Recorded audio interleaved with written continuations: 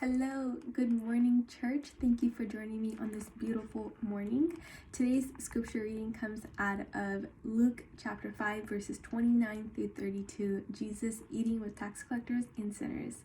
And before I read these verses, I just want to share something that I noticed was a constant theme that came up in the previous devotionals, in sermons, and in the scripture itself. And that was Jesus constantly went against the norm. In Jesus living out a hospitable life, we see Jesus going against the norm. And we're describing hospitality in the church as a love for the stranger, love for a person who's easily overlooked, love for a person on the margin, and love for someone who you don't know.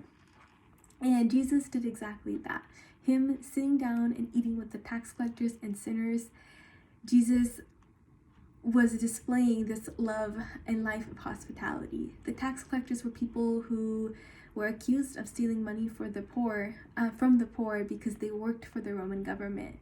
And the sinners were exactly that, unholy and righteous people that no one wanted to have contact with. Yet, Jesus not only was seen with them, but he willingly chose to spend time and share a meal with them.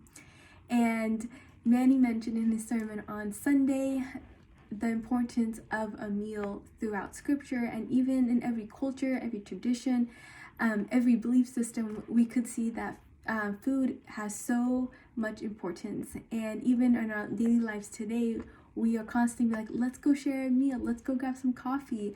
And we don't do this out of bitterness or out of envy or out of bad intentions, but we do it with good intentions because we love the other person. We want to show the love of God to the other person. We want to hear what's going on. We want to see how we could support someone and how we could be present with them. And that's exactly what Jesus is doing with the tax collectors and sinners. He's willingly sitting with them and choosing to share a meal with them because he's displaying the love that God has for them. And as I transition into reading these verses, I just encourage you to imagine yourself sitting with Jesus, sitting with his disciples, sitting with the tax collectors and the sinners, and just sharing a meal with them. Luke chapter 5, verses 29 to 32 reads, Levi made a big supper for Jesus in his house. Many men who gathered taxes and other people sat down with them. The teachers of the law and the proud religious leaders talked against the followers of Jesus. They said, "Why do you eat and drink with men who gather taxes and with sinners?" And Jesus replied, saying, "People who are well don't need a doctor. Only those who are sick need a doctor. I have not come to call good people, but I've come to call sinners to be sorry for their sins and to turn away from them."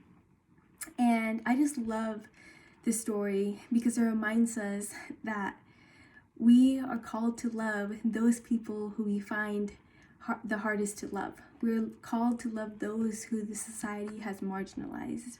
We're called to love those who we feel like aren't lovable, because that's exactly who Jesus came to love, save, and he came to love and save those people. And my biggest encouragement and challenge to you guys this morning is, how can you go against the norm of our society to love on someone who is easily overlooked, who you don't know, who is marginalized? What does it look like for you to love someone whose beliefs and values don't align with yours?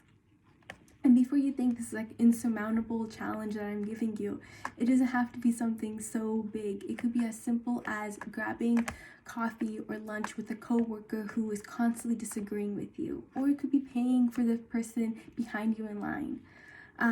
Or it could even be praying for someone that you just are so frustrated by. It doesn't have to be anything huge. It just has to be something very small. But even in this small act of willingly wanting to love on someone, I feel like we're all going to see Jesus move in a mighty way, not in just our life, but in the life of those around us as well. I hope you guys have a blessed morning. Grace and peace to you all.